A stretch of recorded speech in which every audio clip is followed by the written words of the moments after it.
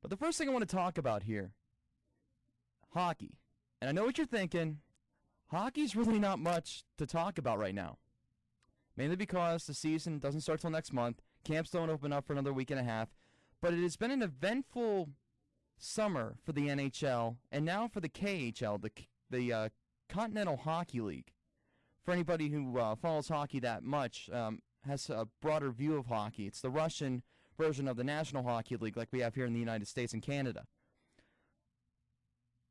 A tragic story that came out yesterday morning that I awoke to. Many people who I know on Facebook, on Twitter, who are big on hockey like myself.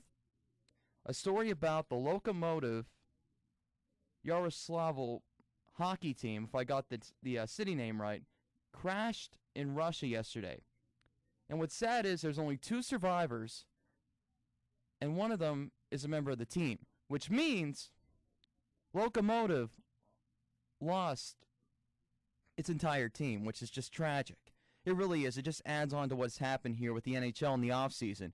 And I guess you could even throw that back to 3 NHL players, which we'll be talking about later on here in this hour, about how they've died and how it might be related to the same disease.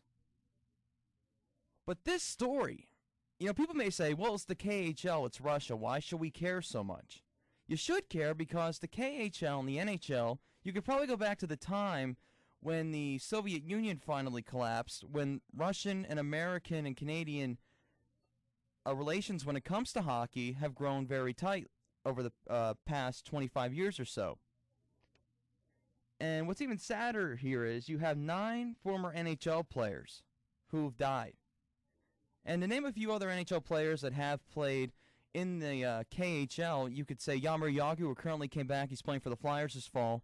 And you have Alexei Morozov, who spent many years with the Pittsburgh Penguins, going over to play in the Russian Super League, as they also call it. But this is just sad. It's another tragedy for the hockey world, one that we don't need right now. You lose so many players.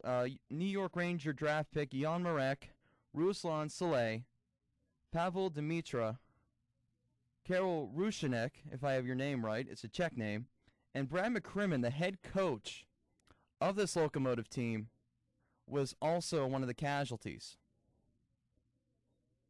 And I tell you, it is just tragic. I mean, this definitely the bigger story that was developing on Tuesday night was whether or not Sidney Crosby was going to retire or was going to be out longer. We were just hoping to get some kind of update on his medical condition.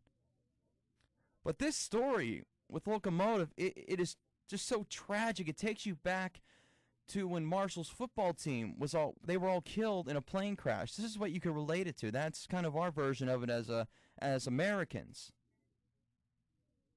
Just, it's tragic. And what makes me even more angry about this is that there was a way to prevent this from happening. And we'll have the story on how this could have been prevented when we come back. We're going to take a short break. You're listening to the Sean Gallagher Show on 88.7 WSYC, Shippensburg University's radio station.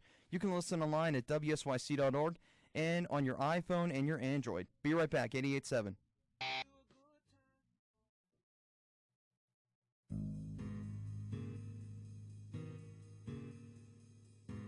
Tragedy in Russia.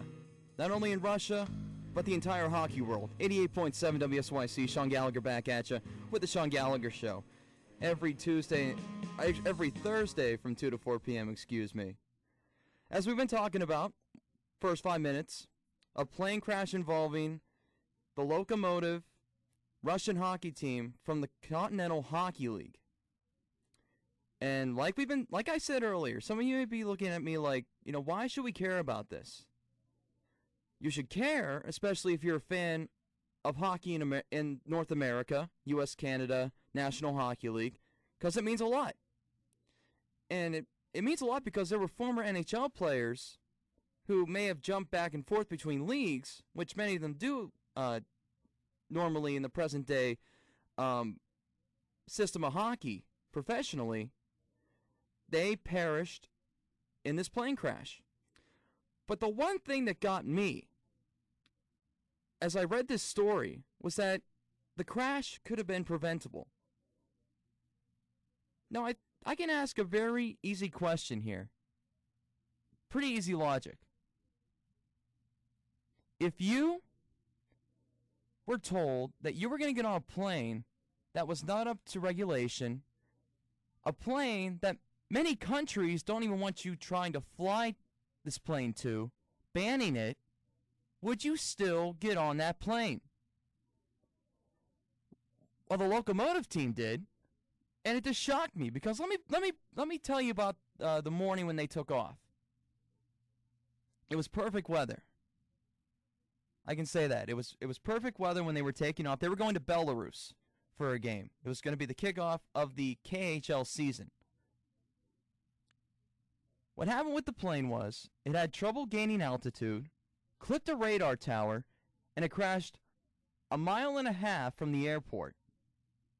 And they say it's the same plane that has been banned 2 years ago by aviation authorities from flying to Europe because it does not meet any of the international standards for safety. Red flag, anybody? Wouldn't you consider that a red flag of not getting on that plane? You don't need a moment like in Final Destination where you have to see the impending crash, because that's what it was like. If only one of the players saw that, maybe the whole team would have been saved. But why would you put your team or any human being on a plane that you know is not safe just from the past? And the plane that they had here, it didn't meet any standards. It's the RA 42433, or it's a part of Yak service. And the plane was developed back in the late 70s. It was one of the first Soviet aircrafts that used the modern turbofan engines that you see in planes today. It first flew in 1993, the one that crashed with the hockey team in it. And it was used heavily as a commercial airliner. So it's kind of like, in America, it's kind of like your American Airlines, maybe not as much U.S. Airways when it comes to international travel. But the European Commission said, you're not flying this plane anywhere to Europe. It's too dangerous. But still, the Russian Federation, who claims that they did have a formal investigation of the air carrier back in July 2009, and basically these aircrafts were not equipped to perform international flights as per the ICAO standards. It was not equipped with TAWS or EGPWS, and the certificate of airworthiness had expired and it hadn't been renewed. Now the Russian Federation said, don't worry about it, we're on it, we're going to do a full investigation into this. But then they decided against it. And Yak Service, who I said owns these planes, the charter company, they had been prohibited from flying to different countries within European communities, but it didn't include Belarus. Belarus, where this team was flying to. And here's another interesting fact. When it comes to Russian air travel in general, 13 times more incidents than on the international average. So it's kind of a head scratcher. You think about it for a minute. This goes, I think, as far as the Russian Federation, the government. Why would you keep these planes going? Especially when they're deemed unsafe and you're going to put human bodies on them? It's unethical. Why would you put people in danger of losing their lives? When I get on an airplane, I want to feel safe. I know the risks that are involved. Something bad could happen to the plane. It happens. But with this, you knew that this stuff could happen. You knew that these engines and parts of the plane could fail like it did with this Lokomotiv hockey team on it. I just can't believe it I can't believe let them get on. And there's going to be, I guarantee you, several lawsuits. Yak Services, the company that owns these charter planes. You're going to have family members. Most of these players, not all of them are from Russia. Some of them are from the Czech Republic and other Eastern European countries. it's just going to be a mess. Right now, we're in the mourning process of this right now.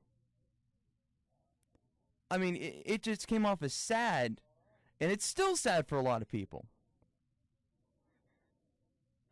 But for this to happen, what frustrated me was when I find this other article that says these planes were not safe, and then looking at the history of Russia's air travel, 13 times the number of air incidents that you see on an international level.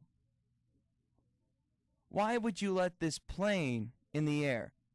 Because of carelessness, neglect, the fact that people in the Russian Federation probably said, you know what, we don't really care. Let's just send them up. That must be our attitude toward it. It's wrong, and because of them, 35 people are dead. There's only one survivor from this hockey team. It's a blow to the KHL, NHL, and the entire hockey world.